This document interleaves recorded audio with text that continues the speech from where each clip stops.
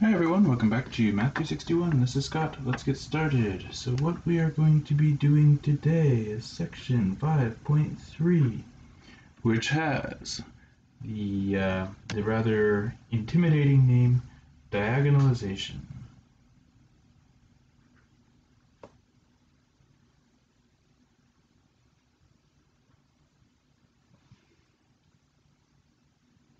So diagonalization. So it's the process of making a matrix into a diagonal matrix. So first off, what does that mean?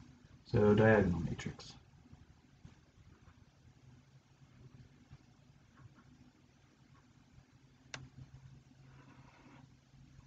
So diagonal matrix is a matrix that only has any non-zero entries along its main diagonal. So this is a matrix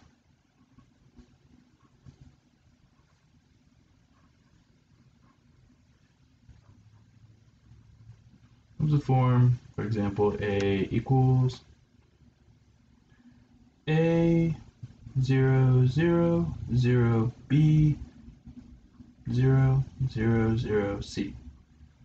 So in other words, the only non-zero entries are along the main diagonal.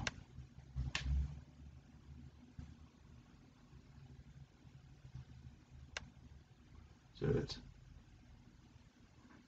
0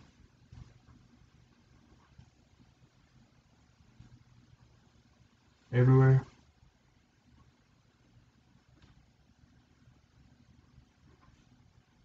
except along the main diagonal. The main diagonal. Okay, now the reason, or one of the many reasons why a diagonal matrix is particularly appealing is the following property, so powers.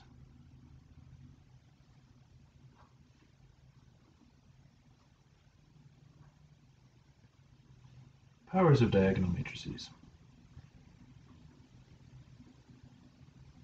So let's say I wanted to raise a to the power of k.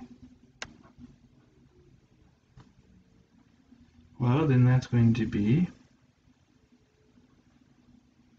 a0 0, 0 b 0, 0 0 c, all raised to the power of k. But if you were to actually multiply this all out and crunch the numbers, you'll find that because of all the zeros and such, this ends up with no cross terms, and all you get is just a to the k, 0 0, 0, b to the k, 0, 0 0, c to the k. So most matrices, if you try to raise them to powers, you're going to end up with all sorts of sums of products of things, and it becomes computationally pretty complex. But a diagonal matrix, to raise it to a power, is as easy as just raising the entries along the main diagonal to their powers. Now, a matrix is diagonalizable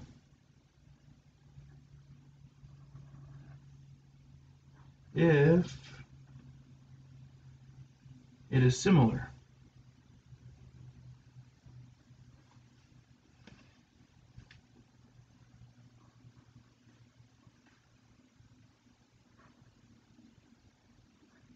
to a diagonal matrix. And by similar here, I mean it in the sense that that we saw last section. So specifically, there is a similarity transform that converts one into the other. So in other words, so i.e., so that is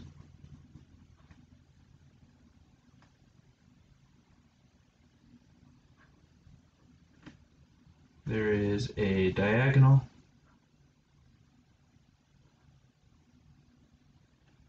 D and an invertible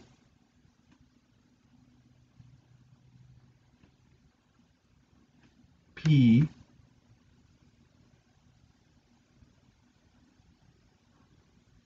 such that A equals P D P inverse. Now the purpose of having it in a form like this is then if you want to raise a diagonalizable matrix to a high power, then you end up with just the middle piece getting raised to the power. So powers.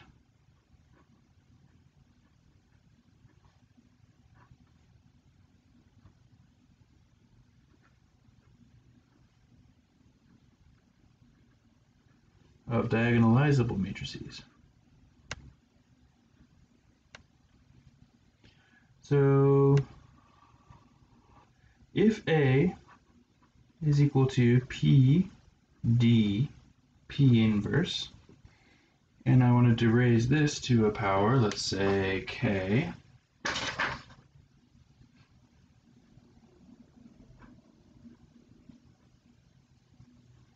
that's going to mean K copies of this, P D P inverse,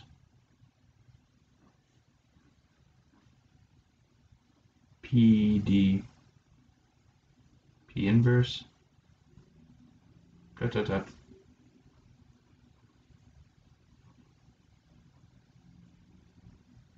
P D P inverse. But in this K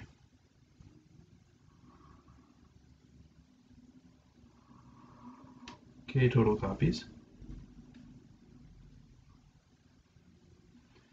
But what's going to happen here is that this is going to cancel this, this is going to cancel this, this is going to cancel this, this is going to cancel this, and all of the little P inverses that that are paired up with each other in the interior of this will end up canceling each other, and all that will be left is a P on the outside, a D to the K power in the middle, and then a P inverse on the outside. So this is a way to very efficiently raise a matrix to a high power if you actually have access to this P and the D. As an example of doing something like this. So let's say A is equal to 7, 2, -4, 1. And it turns out that that P can be 1, -1, 1, -2, and D can be 5, 0, 0, 3. And if we define P and D this way, then A equals P D P inverse. And I'll leave that for you to check if you're nervous about that. But then let's say we wanted to find. So that's just all set up. Now find. Let's just say A to the 10th. Well, thinking about what this would actually entail if we were to multiply it all out, we'd set up 10 copies of A next to each other ordinarily. We'd have to do rows with column, row with column, row with column, row with column, and it would involve altogether an enormous number of computations, and it would become way beyond our capability to do by hand. However, here we can do this by finding P inverse, and then we will be able to just use this this arrangement. So P inverse. So this is a 2 by 2 matrix, so it'll be we can use the little formula for that. Remember that if B is just a little matrix like A, B, C, D, we can always invert it rapidly by doing 1 over the determinant, AD minus BC. times. And then here you just swap the A and D and make the B and C opposite. Alright. So here it's going to be 1 over, so it's going to be -2 minus -1. So it's going to be a total of -1.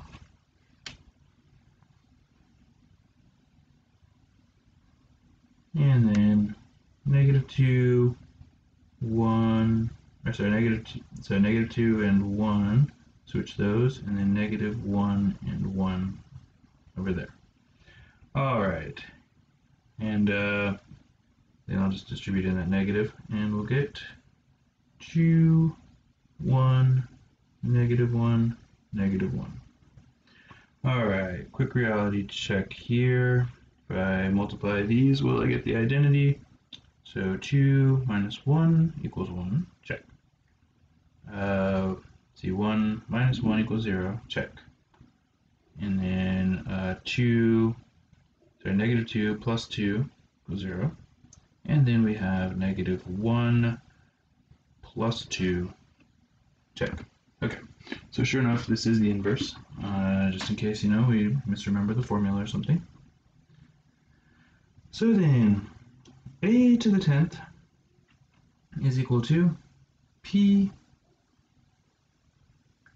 d to the 10th p inverse, which then is going to be 1, 1, -1, -2. And here we have a diagonal matrix, so it's just going to be 5 to the 10th, 0, 0, 3 to the 10th. And then over here we have 2, 1, -1, -1.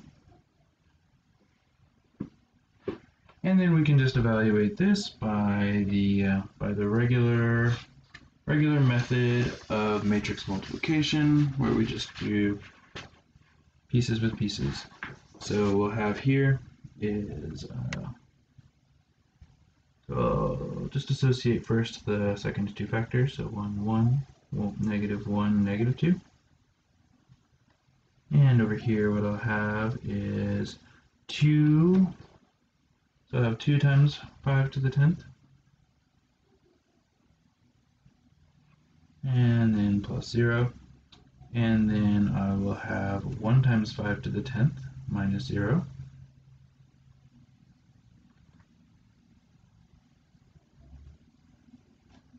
Then down here, I'm going to have -1 times 3 to the 10th, and then I'm going to have,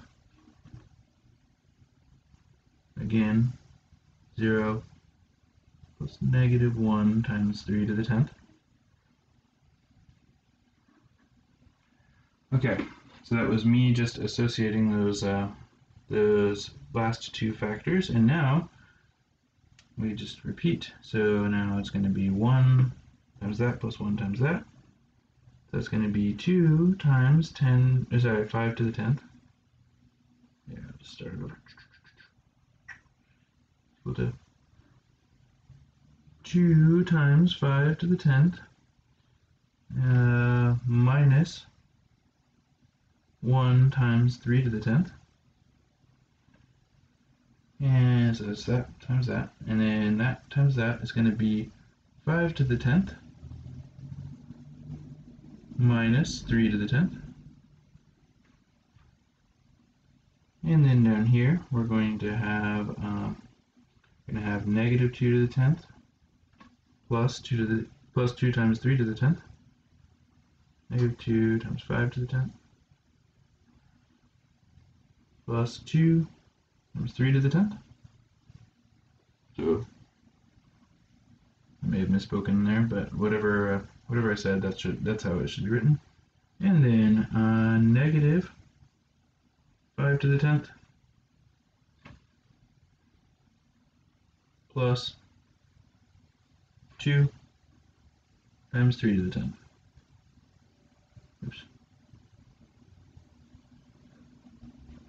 All right. Now, there's no way, and we don't have to evaluate this in any great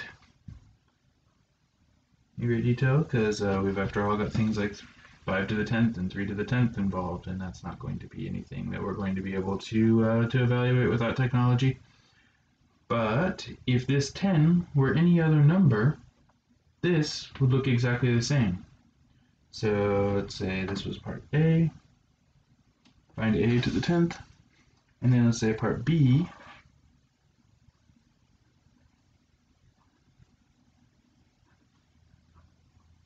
find A just to the general K.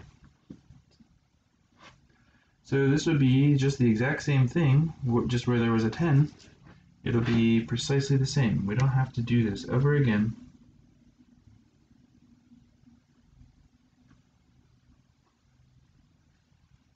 It's just the same process would lead us to the same conclusion for any particular power.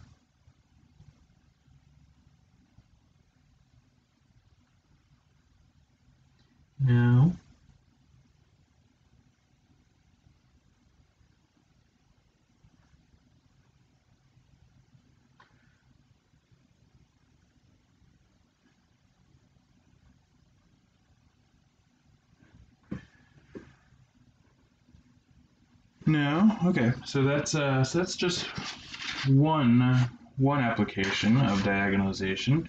It's a useful one, not as much for us, but deep in the guts of a computing device, such as a calculator or a computer. This is partly how a lot of matrix multiplication operations are actually accomplished. It is through some intermediary step of diagonalization first. But let's now try to figure out, so in this case we were given the diagonalization, we were given the P and the D. Now, what if we wanted to actually discover when and how to determine whether a matrix is diagonalizable and what its P and D will be? So, when is a matrix diagonalizable?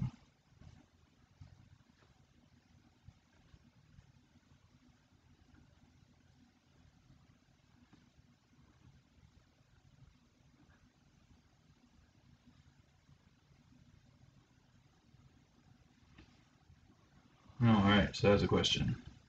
And here's the theorem to answer it.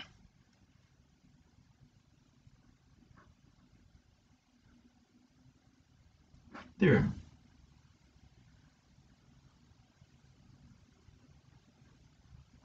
If A is n by n, then A is diagonalizable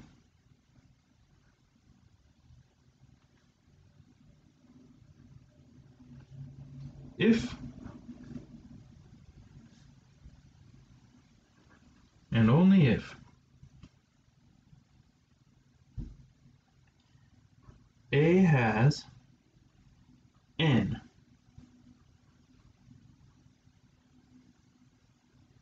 linearly independent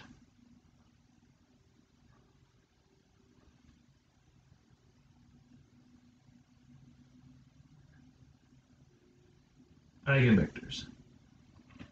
And in particular, those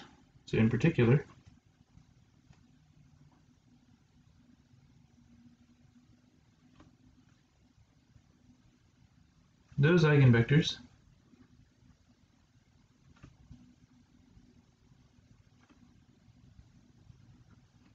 will form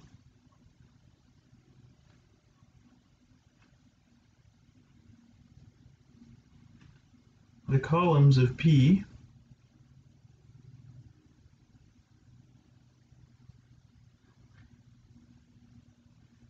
and their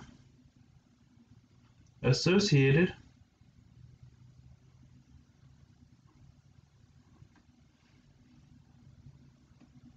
eigenvalues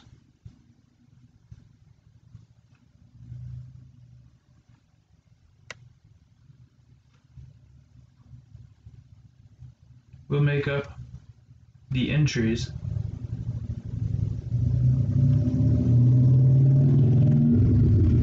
of D.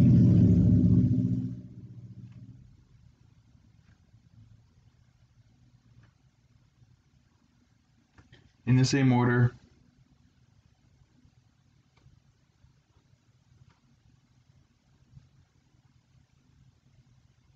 as the columns of P. So it's important to keep the order the same. Other than that, you can have a little bit of leeway in these things. So let's actually try an example of this, a simple case of a 2x2 matrix, and let's see if we can't diagonalize it and see what we can do. So an example: A is equal to 1, 5. Sorry, I meant to say 1, 2, 5, 4. Actually, probably would have been okay if I had kept that, but let's not push our luck here. So A is equal to this. So step 1 here.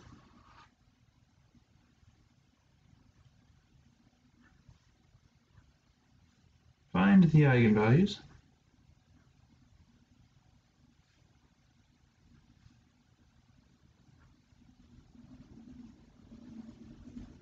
and eigenvectors of A. And then step 2, diagonalize A.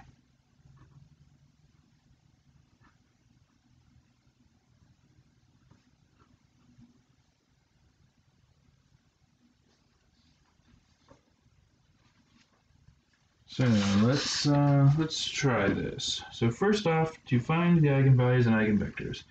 If we were told eigenvalues to start with, then we would be off to the races. However, we're not, and so what we have to do is set up the characteristic equation and solve it. All right, so let's see. So let's go with A minus lambda I. So this will be our opening salvo in all these cases. We'll just take lambdas off of the main diagonal. So 1 minus lambda, 2, 5, and 4 minus lambda. So you subtract lambdas along the main diagonal, and then it's the determinant of this that we want to set equal to 0, and that will form the characteristic equation. So this means then 1 minus lambda times 4 minus lambda minus 10 equals 0. So this is going to be lambda squared minus 5 lambda plus 4 minus 10, so it's going to be minus 6 equals 0. And here what we've got is two things. They're supposed to multiply to get there to make negative 6, add together to make negative 5. So negative 6 and 1 should do it for the terms here. And then that means that we're going to have eigenvalues of lambda equals 6 and lambda equals negative 1. Okay, so those are some eigenvalues, and now we need to find the eigenvectors. So let's start with the lambda equals 6 part. Now A minus lambda I in this case will be 1 minus 6, so that's going to be a negative 5, 2, 5, and then negative 2. Now what we can do here is we can go through the process of row reducing this if we wanted. However, there's not really a big advantage to doing so. We can use just a shortcut. We can see already that it's going to cancel that part out. And we can just use a shortcut of realizing that negative 5 times x1 plus 2 times x2 is going to equal 0, which means that, actually, either way, that's fine. So that, which means then, should have used this one. I'm going to actually ignore that. Ignore that. So this one minus this one equals 0, which means 5x1 equals 2x2. And you can just swap the coefficients around and say then x1 equals 2, x2 equals 5. And so we can get an eigenvector of 2, 5.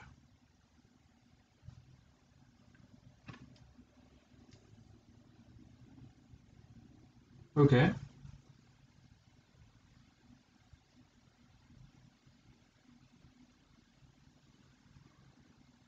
And then over here, we can say lambda equals -1, which means a minus lambda I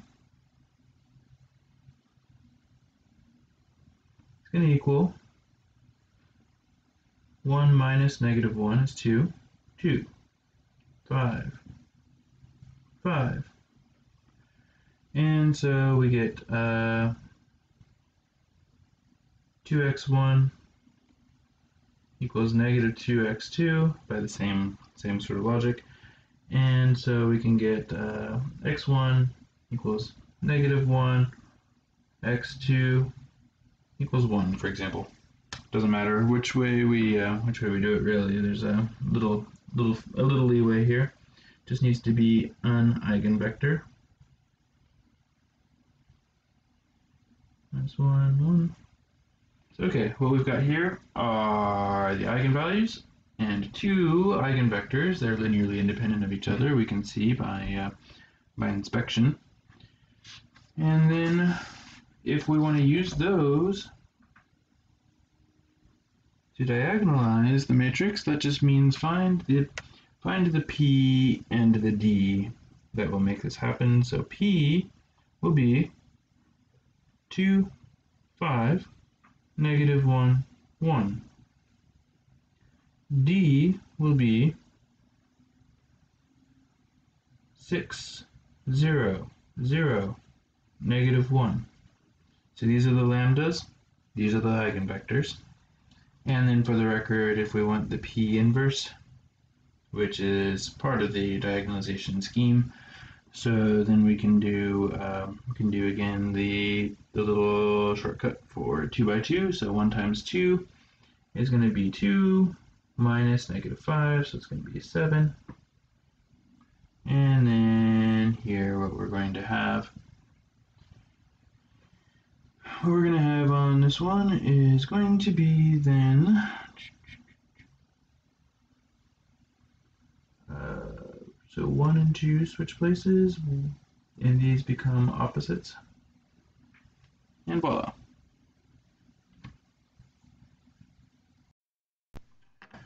Okay, and then a quick note: when we are asking to diagonalize a matrix, we'll typically just stop at finding the P and the D. We don't always need to find the P inverse, particularly if it's not 2 by 2. So note, it suffices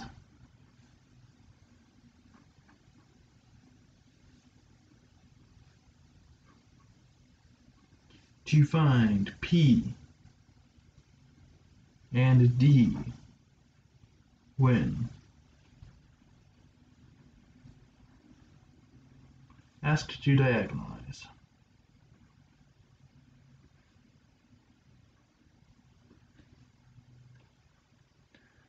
So we can just stop it there.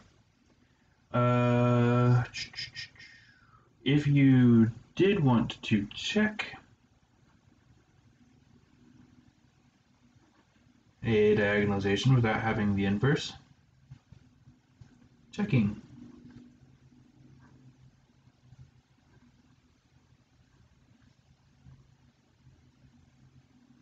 Diagonalization. If you didn't have P inverse handy and you didn't want to find it because it is an intensive operation when the matrix gets big, finding its inverse. So taking a diagonalization, notice that if A is equal to P D P inverse, then what that means is if we multiply both sides by P on the right, this means that AP is equal to PD. So this is what we can check if we want, if you want to make sure, and you don't have the P inverse. This is without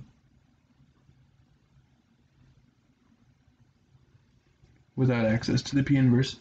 You can just make sure that it fits this.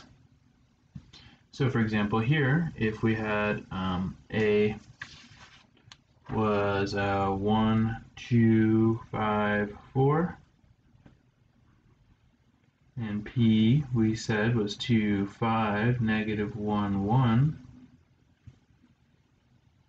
That should equal, if we're correct, that should equal 2, negative 1, 5, 1 times 6, 0, 0, negative 1. All right, well, that's going to be 2 plus 10 is 12. That's going to be negative 1 plus 2 is going to be 1. This is going to be 10 plus 20 is 30. And this is going to be negative 5 plus 4 is going to be negative 1.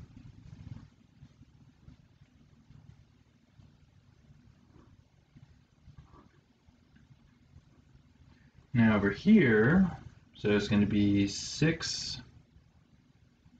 It's going to be 6 times 2. This is going to be 6 times negative 1. Sorry, I mean this is going to be negative 1 times negative 1, which is 1. This is going to be 30. And this is going to be negative 1. Check. So in the case of a 2 by 2 matrix, finding the inverse is pretty easy, and multiplying them 3 in a row is not so hard. But in a bigger case, it is more intensive, and so this is a way of checking it without having to do that. All right. So now, some more definitions and things of that sort. So definition.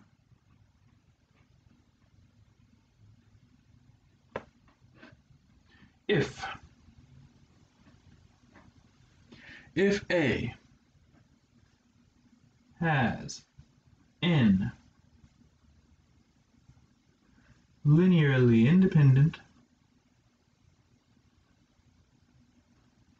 eigenvectors,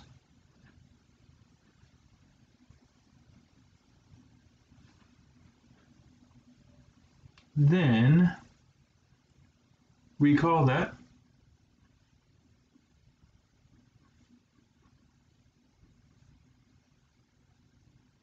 an eigenvector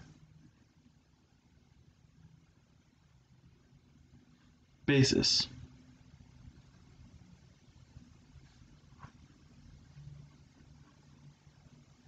For Rn. So it's an eigenvector basis for Rn, and that's what it really means to be diagonalizable, is that your eigenvectors define a basis for Rn. Now, the theorem. So let's say that A is n by n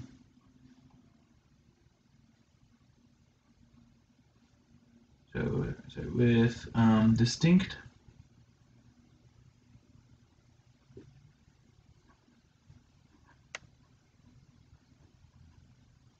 eigenvalues lambda 1 up through lambda p.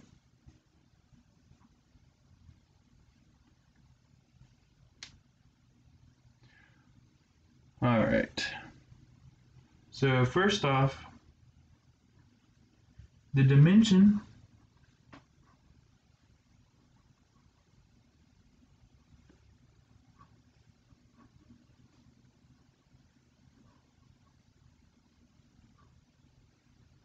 of the eigenspace of each of the lambda I, so each of the lambda I, meaning generic lambdas, is between 1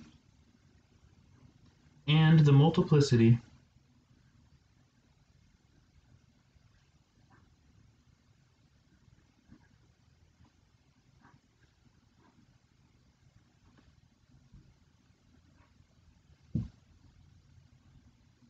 of that eigenvalue. So when the dimension of the eigenspace is less than the multiplicity, then we say that the eigenvalue is defective. When the dimension is less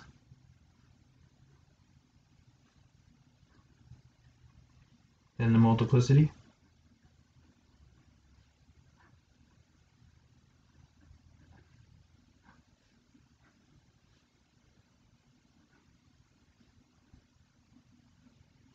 of the eigenvalue, that eigenvalue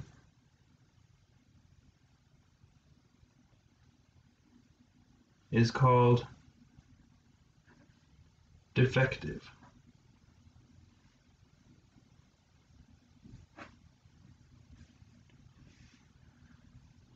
All right.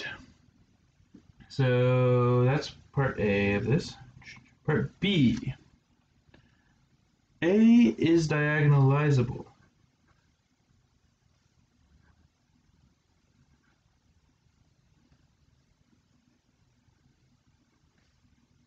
if and only if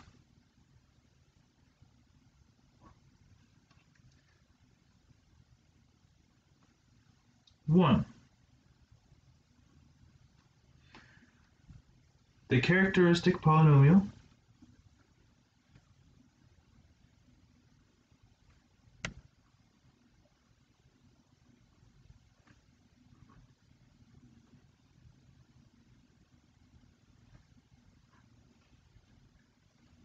of A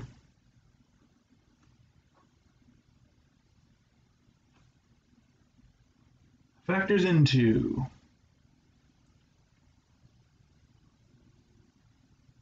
linear factors, possibly repeated.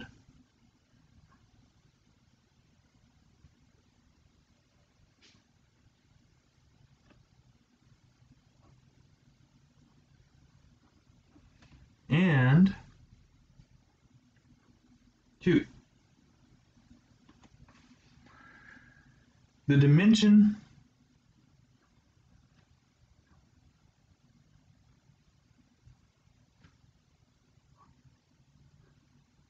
of the eigenspace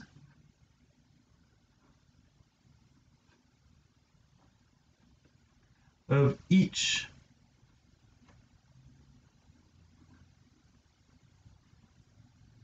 eigenvalue is equal to its multiplicity.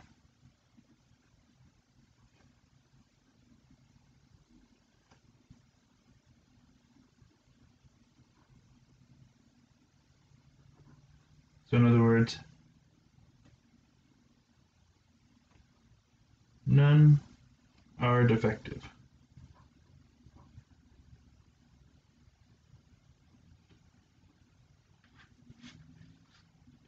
So what we need in order for a matrix to be diagonalizable is the characteristic polynomial has to break down all the way into linear factors, meaning we have no irreducible quadratics.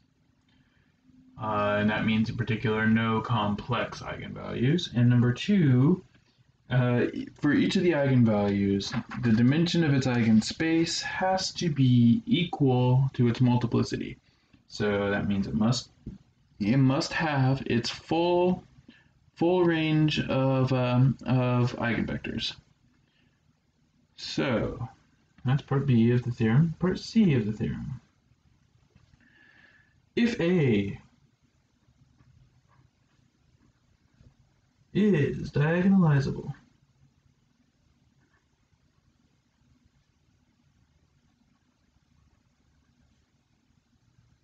and beta, or sorry, not beta, B, but script B sub k is the basis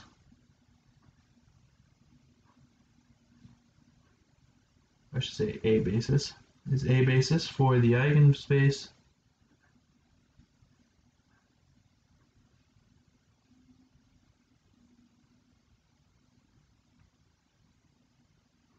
associated with eigenvalue lambda k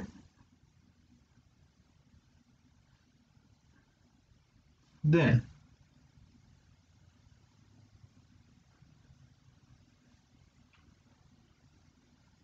the total collection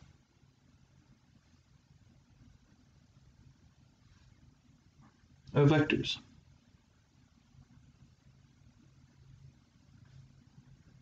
in beta 1, or sorry, not beta, it's B, B1 up through BP forms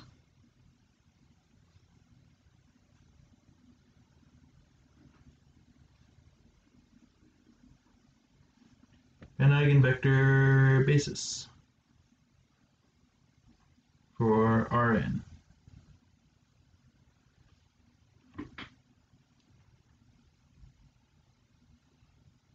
That's really just by definition of what an eigenvector basis is. And part D of this theorem, the last part.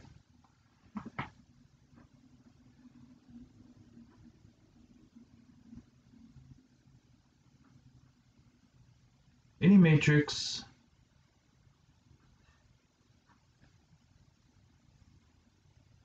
all of whose eigenvalues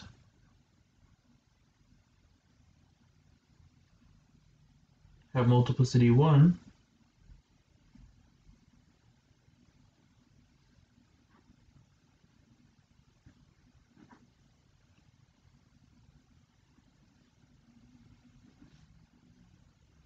and are real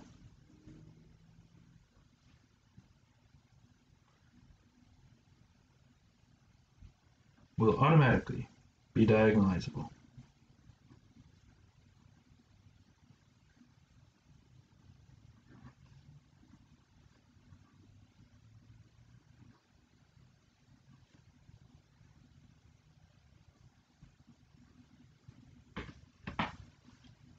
All right.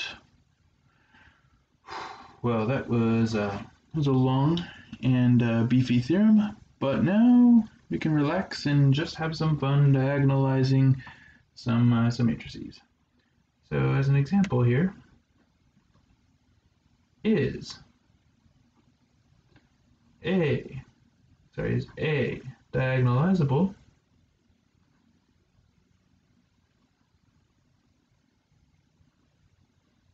And if so,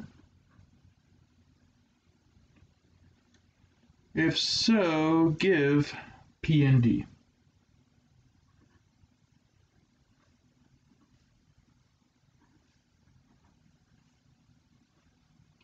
And example A. The matrix we're talking about will be capital A equals 1, 3, 3, negative 3, negative 5, negative 3, 3, 3, 1. Alright, and just to save us some time, we'll be told in advance the eigenvalues here. Lambda can be 1, and lambda can be -2.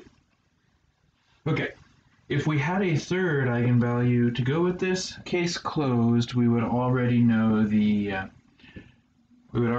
answer to this question by part D up there. If we had 3 distinct real eigenvalues, then it is absolutely, automatically, without question, diagonalizable. But as is, we don't know. What we need to basically investigate is either of these eigenvalues defective? And in order to determine that, what we have to do is look at the eigenspace that goes with each. So, A minus lambda I. First off, for the lambda equals 1.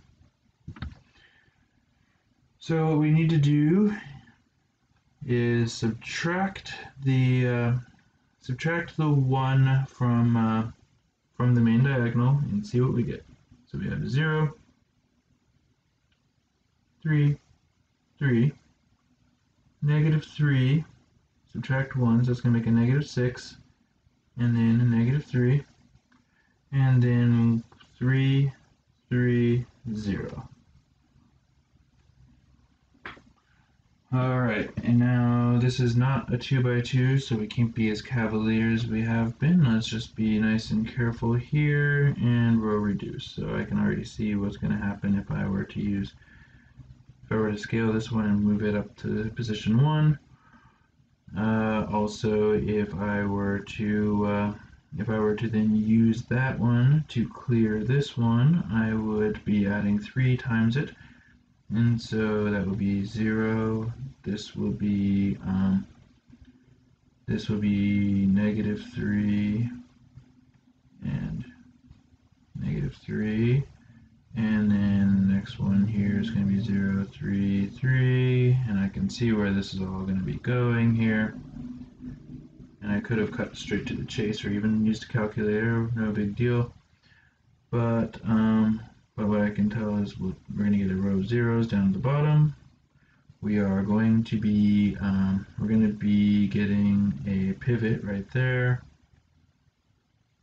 and we're going to be canceling that up there,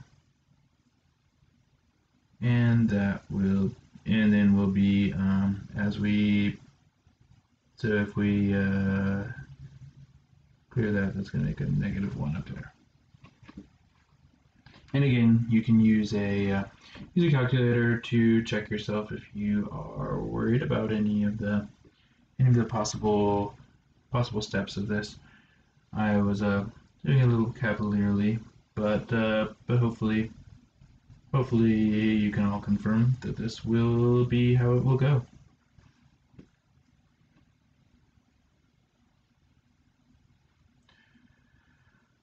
Alright, so then what this means is basically here,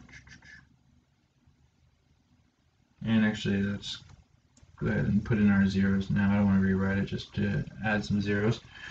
And so then x1 is going to equal x3, x2 is going to equal -x3, x3 is going to equal x3, and so I'll get a v of 1, -1, 1.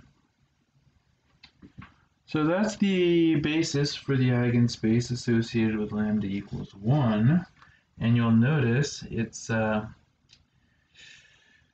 great here. We only have 1 so far. We need to make up 2 more on this next one. So we have one basis, or one eigenvector so far. We need 2 more in order to determine that this is diagonalizable. All right. So now lambda equals -2. So then a minus lambda I will be, so as subtracting -2 is going to make 3, 3, 3. -3, -3, -3, 3, 3, 3. And now this, when I row reduce this one, no fuss, no muss. We see how this is going to go. It's going to be 1, 1, 1, 0, 0, 0, 0, 0, 0.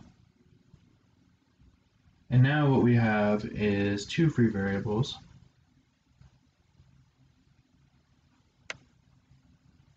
I'll go ahead and put in my 0, 0, 0 just for the sake of it. So x1 is equal to negative x2 minus x3. You can already see that just basically by eyeballing it up there. x2 is equal to x2. x3 is equal to x3. Which means that x is going to equal x2 times negative 1, 1, 0 plus x3 times negative 1, 0, 1. And so you'll notice, in fact, we did get our two more eigenvectors, negative 1, 1, 0, v2, negative 1, 0, 1. So, because we ended up with three linearly independent eigenvectors, and if we have not made some blunder here, these should all turn out to be linearly independent. So because of that, we can conclude that we indeed do have a diagonalizable matrix here. So since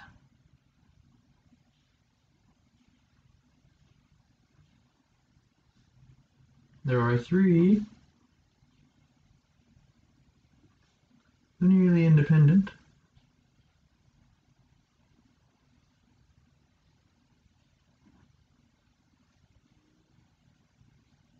eigenvectors, A is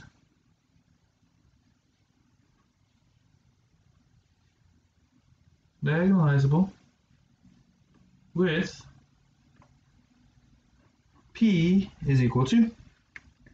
Now here you just use those eigenvectors as your columns. 1, negative 1, 1, and then negative 1, 1, 0, and then negative 1, 0, 1.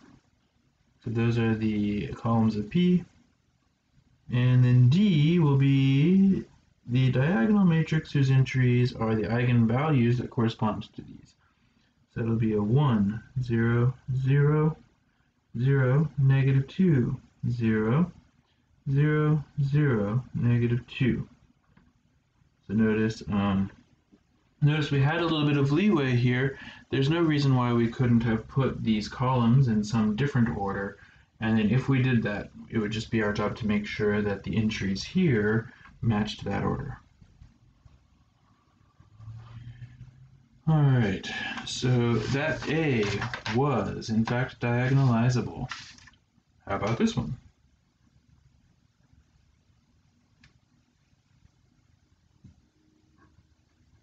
A is equal to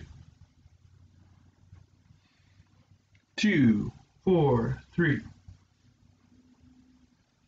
negative 4, negative 6, negative 3, and then 3, 3, 1. And we will be told also again here the eigenvalues, and they will be lambda equals 1 and lambda equals negative 2. So just like before, same eigenvalues, but let's see. So lambda equals 1. That means that A minus lambda I is going to equal the matrix you get when you subtract 1 from the main diagonal. So that's going to be now 1, 4, 3, negative 4, negative 7, negative 3, 3, 3, and 0. Alright, and then you would reduce this, and And if you're bored of doing these row reductions by hand, you can go straight to a calculator and get this, and here I'm going to go ahead and throw in the augmentation of zeros.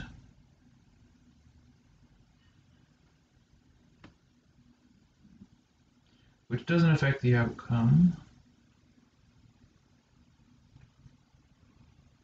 Which doesn't affect the outcome of the row reduction, but it then does lead us into our answers down here, and we can see that only x3 is the free variable, and that x1 will equal x3, x2 will equal negative x3, and x3 will be itself, which means that we've got a v that'll be, we can say when x3 equals 1, 1, negative 1, 1. So very similar to how this shook out for this same eigenvalue in the previous matrix, but now let's see what happens with lambda equaling negative 2. So if lambda does equal negative 2, then a minus lambda I is going to equal, so subtracting negative 2 is going to mean 4, 4, 3, negative 4, negative 4, negative 3, and then here we're going to have 3, 3, and 3. So what we've got now is this, and we can row reduce it, and we'll again let the calculator do the work. And I'll throw in at this point also my augmentation row of zeros. So that's why I'm using like an arrow rather than a typical tilde, is just to indicate that I am not only row reducing, but I'm also throwing in an augmentation of zeros there. And so now the free variable is going to be x2, and x1 and x3 will be basic. So x1 will be negative x2, x2 will be x2, x3 will be 0, and so then we've got a v of negative 1, 1, 0, and that's the only one. Oops, sorry, got a little low there. And that's the only one. So what that means is when we have a case of fewer than the necessary number of linearly independent eigenvectors, that means that A is not diagonalizable. So this means then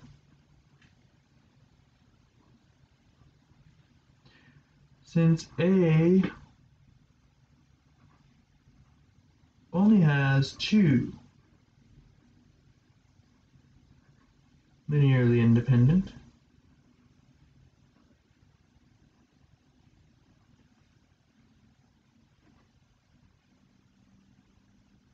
eigenvectors, it is not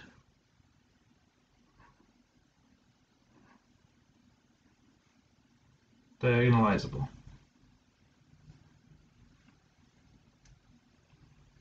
So its eigenvectors do not form an eigenspace basis for all of Rn.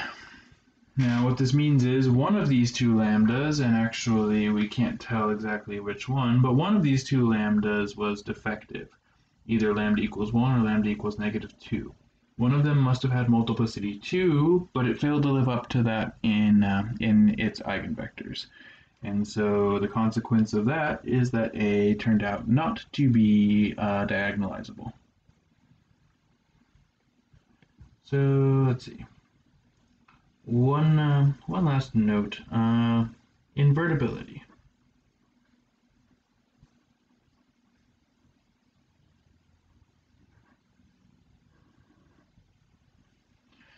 So since the determinant is equal to the product of the eigenvalues, we can actually tell already that a matrix is going to be invertible if and only if none of its eigenvalues are 0.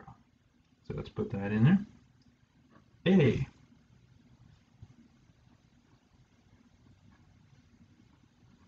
is invertible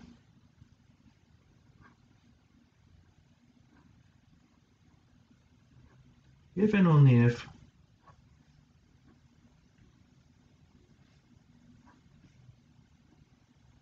none of its eigenvalues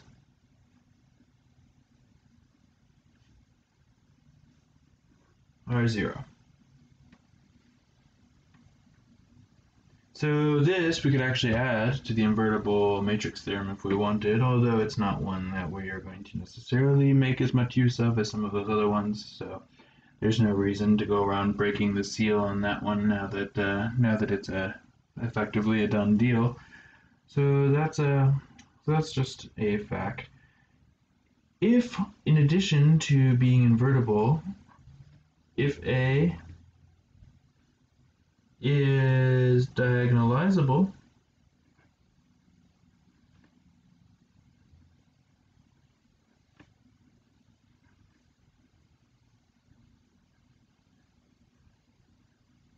and invertible,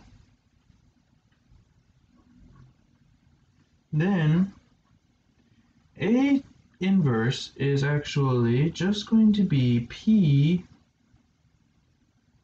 d to the negative 1 P, where this is actually just a power of negative 1.